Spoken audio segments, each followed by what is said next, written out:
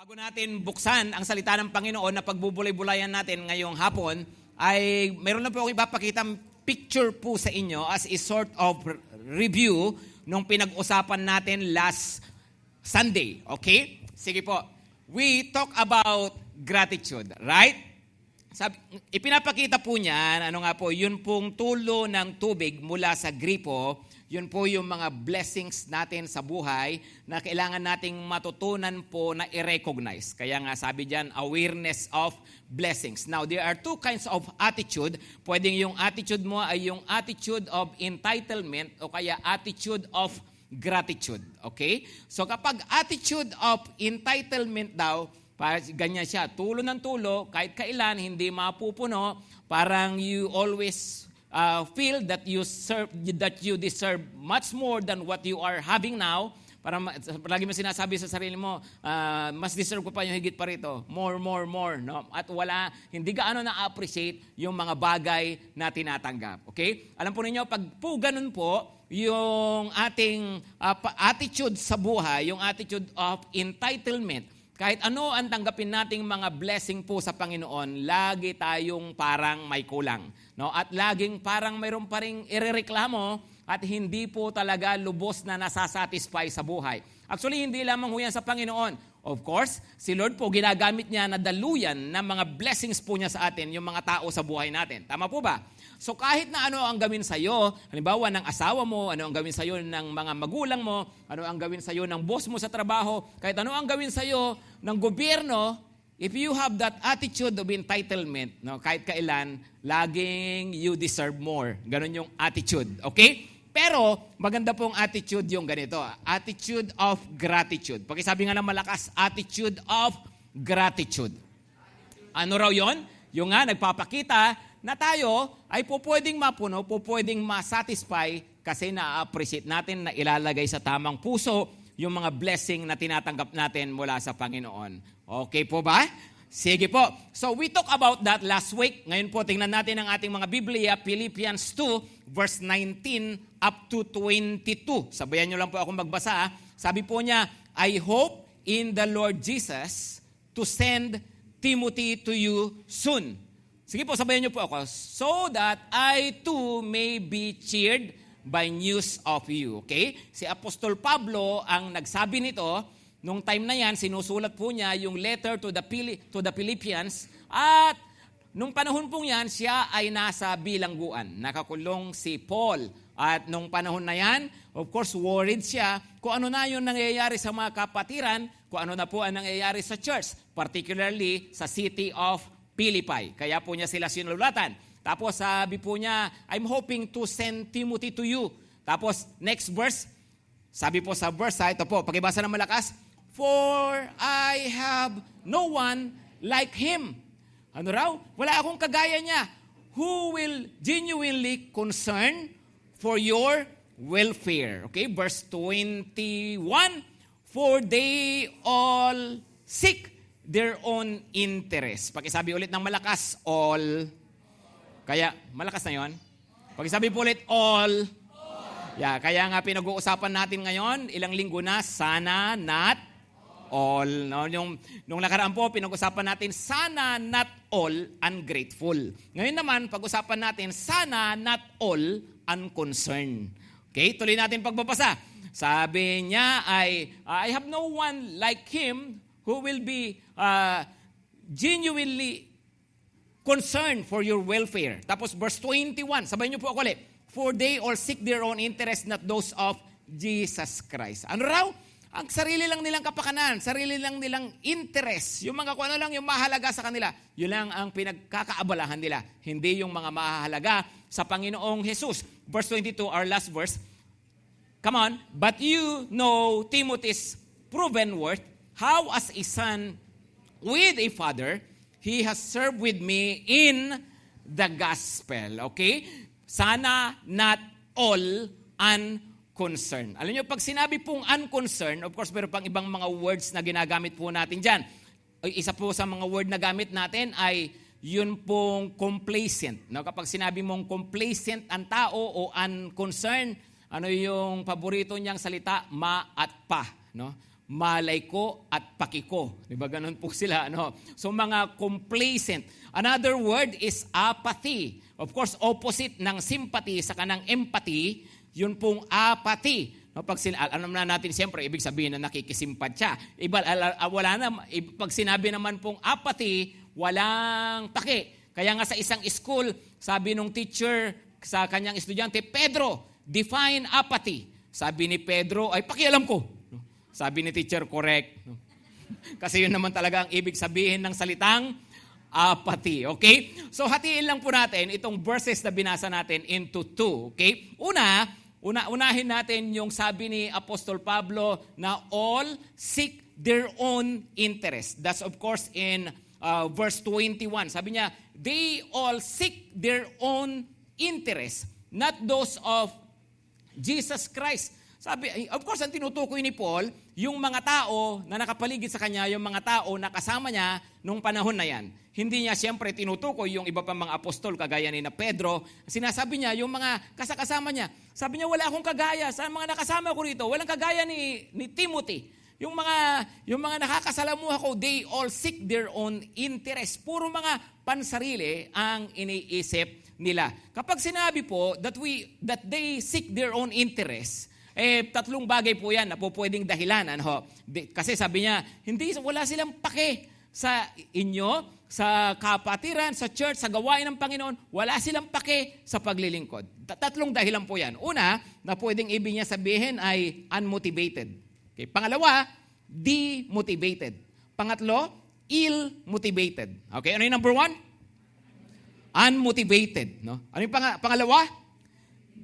Demotivated. Sumagot naman kayo na parang may gana. Parang may motivasyon ba? Ganun ba? No? Okay, pangatlo, ill-motivated. No? Pag sinabing unmotivated, alam nyo, maraming mga tao, sa totoo lang, pwede na lumapit sa Panginoon, pwede na nag-church naman, kaya lang pagdating sa mga pagbagay na para sa Panginoon, paglilingkod sa Diyos, ay unmotivated. No? Pwede yon, right? Ibig sabihin, kaya nga meron tayong mga sinasabi na may mga taong talaga, yung mga taga-Zimbabwe saka mga taga-Sambales. No? Ang mga ginagawa lang, simba uwi, saka samba alis. Ganun na sila. No? So, bakit? Kasi nga, basta gusto lang, sige, basta ako makapag-simba, makapag-church, no? Kaya lang, walang motivation na mayroong gawin para sa Panginoon. And that happens to so many people. Sadly, even to so many Christians. Sa mga mananampalataya na hindi tayo motivated. Bakit? Saan tayo motivated? Mas madalas motivated tayo sa atin nga pong mga personal interest. Sa mga bagay na, yan, pang-pamilya, hanap buhay, kung saan mayroong kita. Kaya pagayain mo sa church, bakit? Kikita ba tayo dyan? Pagayain mo sa cell group, mabubusog ba tayo niyan? Di ba? Kasi nga po, ang motivation natin ay na wala namang masama. Hindi ko po sinasabing masama po na tayo nagtatrabaho, nag-aaral, pero these are our personal interests. Di ba? Yung para sa pamilya, these are our own interests. Wala hong masama po lahat yan. Pero hindi dapat huhuminto kasi po hindi naman tayo nilikha ng Diyos na mabuhay para lang po sa ating mga sarili. Amen? The Lord who created us wants us to spend our lives for Him as well. Gusto po niya na tayo man po nagagamit yung buhay natin para sa Kanya. Right? Okay, so may mga tao po na unmotivated. Bakit? Kasi nga po, basta ang importante sa akin yung pag-aaral ko, yung negosyo ko, yung love life ko. No? Importante sa akin yung kalusugan ko, yung mga bagay na typical sa mga tao. Okay, unmotivated. Pangalawa po pwedeng demotivated. Pag sinabi pong demotivated, pwede pong motivated naman dati na wala lang yung motivation. Right? Parang demoralize. Yan, pinanghinaan ng loob. Pag sinabi mong demotivated, ibig sabihin, ito nga po yung mga tao na po pwedeng nag-uumpisa na okay, may gana, katagalan na walan ng gana. No, kaya nga, sinasabi nga po, no, alam nyo, ang pagsunod po sa Panginoon, ang paglilingkod po sa Panginoon, ay hindi mo dapat tignan niya na parang sprint. Alam nyo naman yung sprint, di ba, sa running, sa pagdating po sa track and field. Di ba? Pag sinabi pong sprint, 100 kilometer dash. Meron ba ganon? 100 kilometers talaga. Dash. Of course, 100 meter dash. Di ba? 100 meter, maigsi lang yun eh. Mula rito sa kanto hanggang sa kabilang kanto, 100 meter. Pabilisan lang po yun. Sa maigsing panahon, matatapos yung race. Pero hindi ganun po ang pagsunod sa Panginoon. Ang pagsunod po sa Panginoon is a marathon. Sabi nila, matagalan po yan. Patibayan po yan. Hello? Diba? Hindi po yan, kumbaga sa boxing, hindi po yan para kang amateur. Dapat larong professional. Meaning, pagdating sa boxing at amateur, ilang rounds lang yon? Ilang rounds? Mga 3 rounds lang. Tama? May iksi pa yung mga rounds. Pero pagdating sa amateur, inaabot ng 12. Dati nga may mga 15 pa. Tama? Matagalan, mahabaan. Bakit? Ganun po talaga.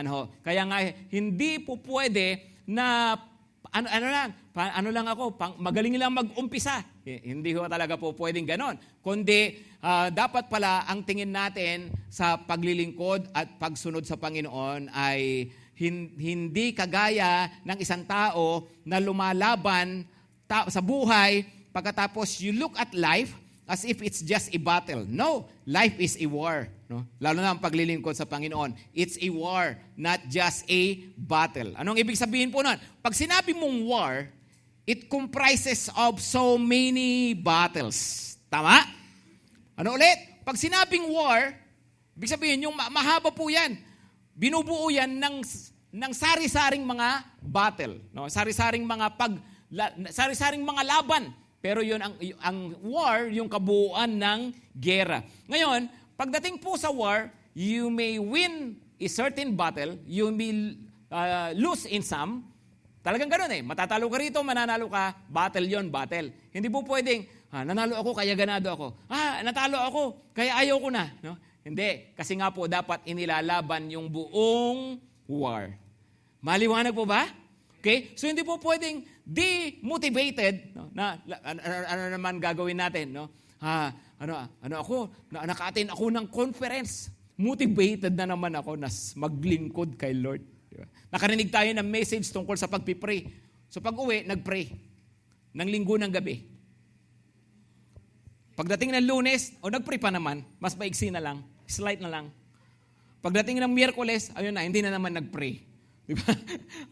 Pagdating sa paglilingkod sa Panginoon, pagpapagamit ako kay Lord, magse-cell group na ako. Bakit? Kasi umatin ako ng leaders encounter. Wow. No?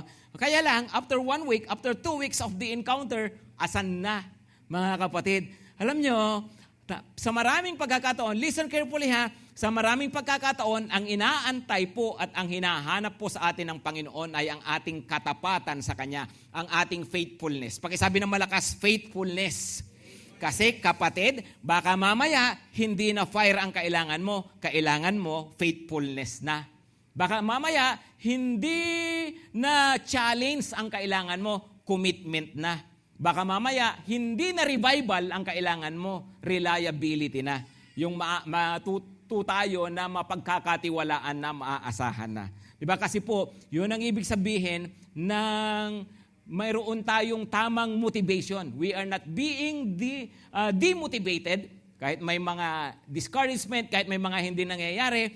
Bakit? No? Kasi nga ang ating gana nanggagaling sa Panginoon. Amen? Okay, pangatlo, ill-motivated. No? Sabi niya, kasi sabi ni Apostol Pablo, yung mga kasama ko, there's no one who's like Timothy na ang concern lang nila. Si Timothy kasi concern siya para sa inyo, sabi niya, pero yung mga the rest, sabi niya, sarili lang nila yung kanilang iniintindi. Tingnan niyo po, ginamit niya po yung salitang genuinely concerned. So po pwede rin na ang ibig sabihin ni Apostol Pablo ay mga ill-motivated eh. Ibig sabihin, mga wrong motive. Okay, sige, pupunta ako doon. Kaya lang, wrong motive. Alam nyo, pag yung mga ginagawa nating pagsunod at paglilingkod sa Panginoon out of an impure motive, mali yung dahilan, hindi tayo tatagal po dyan. Right? Pupunta tayo sa church. Bakit? Yan doon yung crush ko eh. Tingin mo, tatagal ka kaya? Gusto kong ma-involve sa ministry. Bakit? Para mapakita ko yung aking talent. Di ba? Maganda, binigyan ka ng talent ni Lord, pero kung ang motive natin is to show off, halimbawa, hindi po tayo tatagal po dyan. remember this, no? Kahit na sino, when you get used to something that you were dreaming about before, pag nakasanayan mo na yon, andun ka na, nakasanayan mo na, balang araw, pag ang motibo lang natin, halimbawa ay para lang sa appreciation ng tao, pag nakakatanggap ka na ng appreciation, common na ang appreciation sa'yo, balang araw, titigil ka na. Bakit? Kasi sanay ka na doon eh. Pero kung ang dahilan mo ay yung papuri ng Panginoon, kung ang dahilan natin ay ma-appreciate tayo ni Lord, tuloy-tuloy tayo. Hello? Halimbawa lang, let me just give you an example. Of course, I'm just citing this as an example kasi ito yung madalas natin nakikita dito po sa church. Halimbawa, gusto kong maging part ng worship team. No, kasi gusto kong magaling ako magtatambol sa kamanurotot. No? Okay. So dahil turutot, gusto mo na nagtatatambol, halimbawa, pero hindi ganoon ang mga worship team ng GTC ha. I'm just citing this as an example. Yung mga worship team ng GTC, mga anghel po yung mga yan. Mga pero just an example, no? Halimbawa, gusto ko kasi gusto ko makita, no? Okay, sa umpisa ganado ka kasi na-appreciate ka ng tao. Pero pag lagi mo nang ginagawa yan, you get used to it, the same people are with you, bandang huli, mapapagod ka rin dyan. Pag mali yung ating motivation. If I keep on speaking here, tapos ang dahilan ko lang para na makapagsalita, magpakitang gilas sa inyo, no? Para lang magpasikat, parang gano'n. No, pag gano'n, mapapagod at mapapagod po tayo. Kaya nga nadidemotivate kasi in the first place, wrong motive. Clear, mga kapatid? Hello? Diba? Ba't ako magsi-cell group? Kasi sabi ng cell leader ko eh. Kasi sabi ni pastor eh. O balang araw, mawawala din yan. Bakit? Kasi sabi lang ni pastor eh. Sabi lang ni ate, sabi lang ni kuya eh. Right? Pero kung sabi ni Lord, alam natin kung ba't natin ginagawa yung mga ginagawa natin. Maliwanag po ba? Okay? So, pangalawa. Sabi doon sa verse 20, I have no one like him. Okay? I have no one like him. Wala akong kagaya ni Timothy. So ano si Timothy? At dapat ganito rin po yung mangyari po sa buhay natin. Si Timothy, he was a church lover. Okay? Pakisabi po, church lover. Okay? Pag sinabi po na church lover, ganito po yan ha. Kasi po pwedeng tayo church goer. Church goer po ba kayo? Hello? O siyempre, andito kayo eh. Pero you should not stop there, di ba? Tama? Tama yung church goer ka. Church member ka ba? Yeah, no? Kung church member ka, good. Pero you should not stop there. Dapat tayo raw ay hindi lang church goer, hindi lang church member, dapat tayo mga church lovers. Okay? Ibig sabihin, yung mahal natin, yung spiritual family na pinagdalahan sa atin ng Panginoon. Now, mga kapatid, listen na. Walang perfect church. Hello? Walang perfect church. Habang nasa lupa, may kapintasan yung mga bagay na napupuntahan natin. Tama? At wala ring perfect Christian. Tama? Okay? Kung naghahanap kayo ng perfect Christian, hindi nyo po sila matatagpuan sa loob ng church. Kung naghahanap kayo ng perfect Christian, matatagpuan sila sa langit. Kaya kung makulit kayo, gusto nyo ng perfect Christian ang mga makasama nyo, wag na kayong mag-church. Dumiretso na kayo sa langit. Ano? O sinong gusto perfect ang kasama niya? Come on. Sinong gusto? No? Kasi kung gusto natin ng perfect, wala nga talaga rito. No? So matanong ko kayo, saan nyo po gustong po na andun kayo ngayon?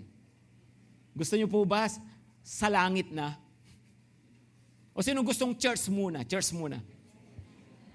Tanggapin natin ang katotohanan na wala pong perfect. May mga kapintasan pa tayo. Maliwanag po ba? Hello, may kapintasan pa po ba kayo?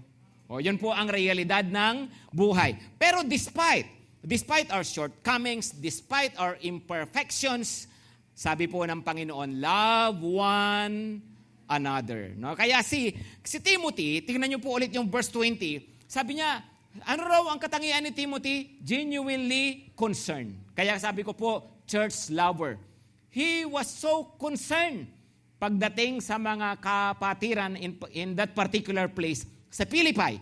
Sabi po sila, mahal sila ni Timothy, nagmamalasakit siya sa kanila, concern na concern siya sa kapakanan nila. Alam niyo po, pag sinabi pong church, by the way, pag sinabi pong church, hindi po ito hindi po itong compound na ito. Ang ibig pong sabihin po ng church, ang church po galing po sa salitang ekklesia sa Grego at ang Tagalog natin diyan na mas malapit ay iglesia, no? Ekklesia, iglesia, nang ibig pong sabihin noon ay gathering. Ang ibig sabihin ay assembly. So when we say church, ang tinutukoy po hindi yung building. This is just a place of gathering. Ang tinutukoy po talaga na church, the people who are gathered. Okay? So ang church, lahat po ng mga mananampalataya sa Panginoong Hesukristo. So pag sinabi po na church lover, ang isang tao, ang ibig pong sabihin, mahal niya yung kanyang kapamilya sa Panginoon. Mahal natin yung ating mga kapatid sa Panginoon. Amen?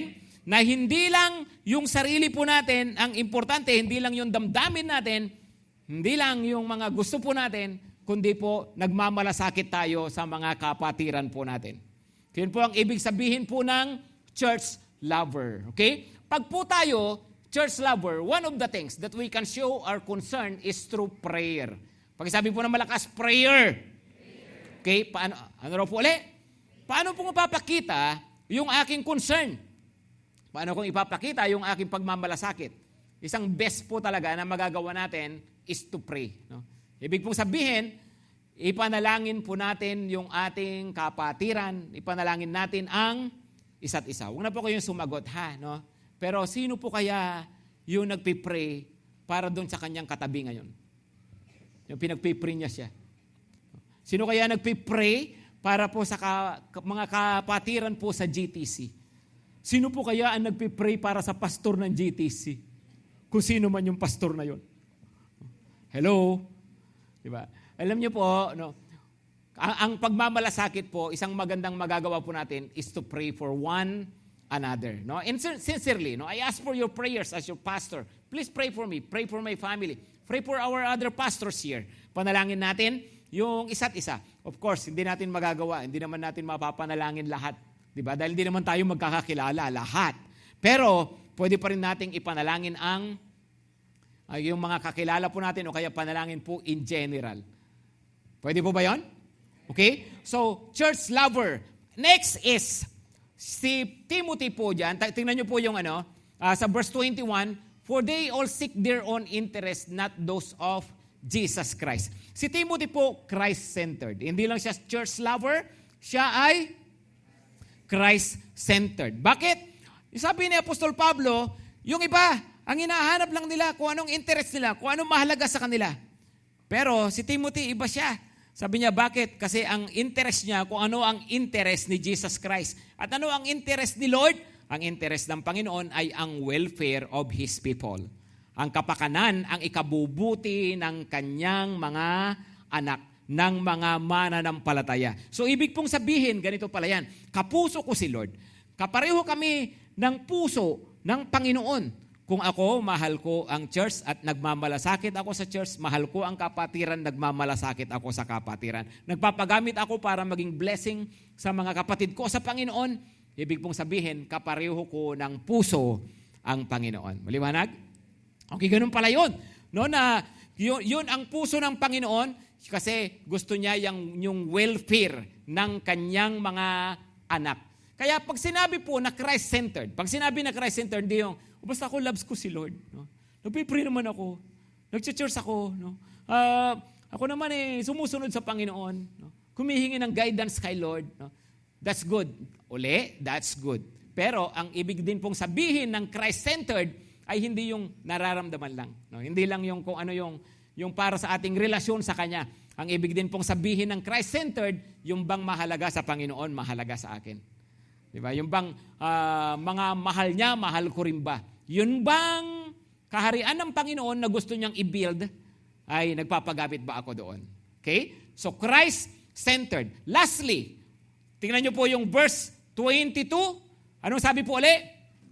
But you know Timothy's proven worth. Napatunayan niya ang kanyang sarili. Sabi niya, how was a son with a father, he has served with me in the gospel. Ano raw? Serve with me. Number 3, co-worker. Ano yung number 1? Church lover. Number 2? Christ-centered. Number 3, co-worker. Why? Sabi niya, as a son with his father, no, he has served with me in the gospel. Naglingkod siya na kasama ko, co-worker. Kapag po tayo andito, nagtitipon-tipon po tayo na kagaya nito, tawag po sa atin ngayon, co-worshipers. Amen? Okay? Tayo co-worshipers, ha? No? Tingnan nyo nga katabi mo. Come on, patingin nyo katabi. Nag-worship ka ba talaga? Baka naman nanood ka lang. No? Pag andito po tayo, ang purpose natin primarily is to worship God, right? Even as we listen to preaching like this, tayo po, ito po is an act of worship. Ang pakikinig po ay act of worship. So tayo, co-worshipers. Pero, hindi lang pala tayo tinawag ng Panginoon na maging co-worshipers, tinawag niya tayo para maging mga co-workers. Gusto rin ng Panginoon na magamit po yung mga buhay natin. Gusto niya, naglilingkod po tayo sa Kanya. Maliwanag po ba? O ngayon, ganito ha. Ganito po, no? Pag sinabi po na paglilingkod sa Panginoon, listen carefully, malapit na po akong matapos. Ano? Pag sinabi na paglilingkod po sa Panginoon, mayroon pong mga bagay na talaga pong kanya-kanya po tayo na pwedeng gawin. Ano? Kanya-kanya tayo ng paglilingkod sa Panginoon. Tama? Di ba? At mayroon pong mga paglilingkod na talaga pong ilan lang ang po pwedeng gumawa. Yun po ang realidad po ng buhay. Halimbawa po, pag tayo po, andito po sa church, na ganito, okay, tayo, of course, nag-worship, nakikinig. Pero, sa totoo lang po, iilan lang yung nakapaglilingkod sa loob ng church. Tama po ba? Kasi po, ang reality, of course, right now, I am serving you, I am serving God by preaching His Word. Pero at ang reality, ay hindi naman po lahat tinawag ng Lord na mag-preach. Unless po na gusto nyo, next Sunday, subukan natin, isa-isa po tayo rito. Ano? Pero hindi nga po pwede. Di ba? Tinawag ba ng Lord na lahat ay maging member ng worship team? Hello? Lahat po ba tayo singer? Patingin nga dyan yung may tinatago. O, itago nyo na lang ha. No? May mga tinatago kayo. No? Di ba lahat ba tayo singer? Hindi rin. Lahat ba tayo musician? Hindi. Tama? So, ibig sabihin, limited po ang po pwede nating magawa pag sinasabi nating co-worker. Ang paglilingkod sa Panginoon, ang iniisip natin sa loob ng church, parang mahirapan tayong maging mga co-workers lahat. Tama? Kasi sa loob ng church, limited. Pero ito po, ang ginamit pong salita dyan, dun po sa verse na binasa natin, how as a son with a father, he has served with me in the gospel. No? In the gospel. Okay, let me tell you something. Hindi lahat tayo sa loob ng simbahan ay magagawa natin yung mga pwedeng gawin dito sa loob ng church. Pero isang bagay na po pwede natin gawin lahat at hindi kinakailangan sa loob ng church. Ano po yun? Yun pong paglilingkod sa pamagitan ng pagkakalat ng mabuting balita ng Panginoong Hesukristo. The gospel. Amen? That is something that any one of us can do. Yan yung isang bagay na sinabi niya, pwede nating gawin lahat. Mabuti nga hindi sinabi ni Paul, di ba? Like a son to his father, or with a father, he has served with me in the worship team. No? Kasi pag ganon, di natin kaya talaga lahat. He has served with me in the dance team. No? Lahat po ba kayo marunong sumayaw? Hindi eh. Pero sabi niya, he has served with me in the gospel. Ang mabuting balita, kaya nating dalhin lahat sa iba. Naniniwala ba kayo doon? O trip nyo lang talaga magdala ng masamang balita? No? No? Gusto lang pastor nagsishare ng mga ng mga bad news sa Facebook eh, no? Saka mga fake news. Di ba? Hindi, ang good news po, ang gospel is something na po pwede nating gawin pare-pareho. Amen po ba doon, mga kapatid? Now, maaaring yung iba sa inyo iniisip, Pastor, hindi pa naman ako marunong dyan eh. Saka sinubukan ko, wala namang nangyari. Ganyan.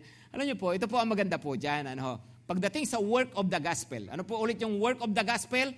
na maipangaral sa tao na ang Panginoong Hesus namatay sa krus at muling nabuhay para sa kanila at kailangan nilang sampalatayanan ang Panginoong Hesus bilang Panginoon at tagapagligtas nila. Yun po yung work of the gospel, no? Na kailangan ng isang tao mag-respond sa gospel. Anong tamang response sa gospel? Na siya tanggapin ang Panginoong Hesus sa kanyang puso at talikuran ang kanyang kasalanan at sumampalataya kay Jesus na nag-iisang tagapagligtas. Yun po yung mensahe ng gospel. Okay? Ngayon, hindi pa ako sanay magpaliwanag, Pastor. Hindi ko pa kaya. Pero alam po ninyo, lahat pa rin po tayo pwedeng magamit ng Lord. Alam mo, mag-invite ka nga lang sa cell group, mag-invite ka nga lang sa church, then that person whom you have invited have heard the gospel from somebody else in the church. Alam niyo, pag ganun lang, no? Meron na pong nagamit ka na ng Panginoon. Amen? Naging part ka na. Hello? Tama, parang ano yan eh. Halimbawa sa sales, di ba? Pag sa sales, di ba yung mga, mayroon talagang agent, no? Pero, minsan mayroon silang mga referral. So pag nakabenta, ang may reward, ang mayroong commission, hindi lang yung agent, kundi po sinishare niya yung commission doon sa referral. Tama? Hello, tama ho ba? Parang inisip nyo, paano yun, Pastor? So pag may isang kaluluwang nadala sa Panginoon, hati kami sa kanyang kaluluwa. No? Ganun ba yun? Hindi. Ibig sabihin, pareho kayong ire-reward ni Lord. Kasi pareho kayong may contribution. Amen? Isa pa ha. Remember this. 1 Corinthians 15 verse 58. Sabi niya, mga kapatid, huwag pakatatag. Sabi niya, kaya mga minamahal kong kapatid, magpakatatag kayo at huwag matitinag. Maging masipag kayo palagi sa paglilingkod sa Panginoon. Bakit daw? Dahil alam niyong, hindi nasasayang ang inyong pagpapagal para sa Kanya. Lahat ng ginawa para kay Lord. Tandaan niyo po mabuti ha. Lahat po ng ginawa para sa Panginoon, hindi nawawalan ng kabuluhan. So, ang pinag-uusapan, ano ang i-reward ni Lord? Yung bang result lang? Hindi po. Yung efforts. Hello? Kala natin kasi, pag walang result, para ulit sa sales, di ba? Nag-alok ka, hindi nakabenta, halimbawa, nag-alok ka sa 10, isa lang yung bumili, saan ka lang may commission? Doon lang sa isa. Sa siyam, wala. Tama? Pero pagdating sa paglilingkod sa Panginoon, tandaan po ninyo, no, na ikaw nag-alok ng gospel sa 10 tao, isa lang yung lumapit sa Panginoon, i-reward ka pa rin ng Panginoon, hindi lang doon sa isa, kundi pati doon sa siyam. Bakit? Kasi nag-effort ka doon sa siyam na yun. Okay? Nag-disciple ka ng 12. Yung 11, Judas. Saan ka i-reward ni Lord? Doon lang sa, doon lang sa isa? Hindi, kahit doon sa 11 na naghudas, i-reward ka pa rin ni Lord. Bakit? Kasi ang importante, yung effort mo para sa Kanya. Maliwanag? Kasi daw lahat ng ginagawa natin, hindi nawawalan ng kabuluhan. Amen po ba? No? Sige po, palakpakan po natin po si Lord po dyan. Ano ho? So, ganito lang po ano po. Tingnan niyo pong mabuti. Lahat po tayo, pagdating sa work of the gospel, meron po tayong kani-kanya na magagawa. Paniwalaan po natin dyan. Dapat co-workers po tayo dyan. At mahalaga po talaga, co-workers tayo. Tulong-tulong po tayo. Bakit po? Tingnan niyo po ang kakilala ko, hindi niyo naman kakilala. Ang kilala niyo, hindi ko naman kakilala. Ang close ko, hindi niyo naman kaklose. Ang close niyo, hindi ko naman kaklose. So sino ang mayroong kakayahan para sila mailapit sa Panginoon? Sino ang mananagot pag yung taong ito napunta sa impyerno dahil hindi siya nakarinig ng gospel? Ako ba, na hindi ko naman siya kilala? Ikaw yung may kilala sa kanya? No? Sino po ang gagamitin ng Panginoon? Tayo po, Kaya nga po, gusto ng Panginoon ang bawat anak niya maging workers of the gospel. Amen? At yun po, just like Timothy. Okay? Sabi po ng Panginoon, pangaral niyo ang aking salita, and I will be with you to the end of the age. Isang bagay po pala, para mas maranasan natin ang presence ni Lord, mas maging close po tayo sa Kanya, pag tayo po naglilingkod po sa Kanya. Mas mararanasan natin yung presence po ng Panginoon sa buhay po natin. So sige po, tumayo na po tayo lahat. Tayo po ay yumuko po at pumikit.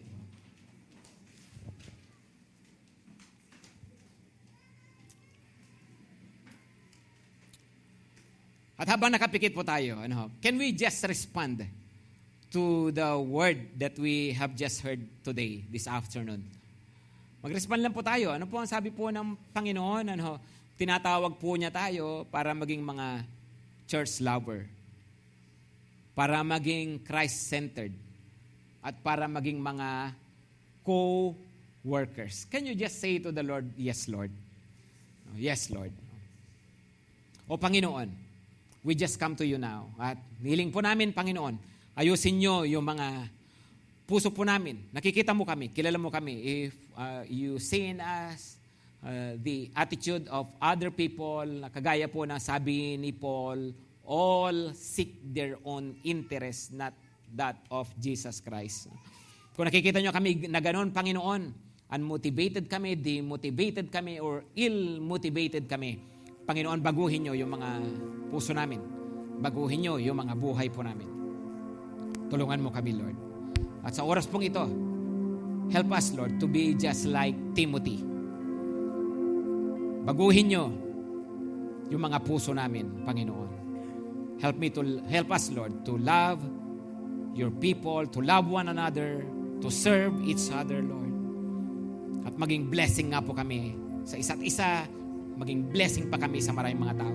Panginoon, pinapanalangin ko, please continue to bless us. I-bless nyo yung inyong mga anak dito. I-bless nyo kami sa maraming bagay para mas maging blessing po kami, Panginoon, sa iba. Lord, i-bless nyo yung mga finances at maging channels of blessings kami sa ibang tao din. I-bless nyo rin kami, Lord, with the joy of the Lord, with the peace of the Lord, so that we can bring your peace and your joy to other people. I-bless mo kami spiritually, Panginoon, mas maging malapit kami sa iyo para magamit mo rin kami, Panginoon, na mailapit yung iba pang mga tao sa iyo. Salamat po, Panginoon.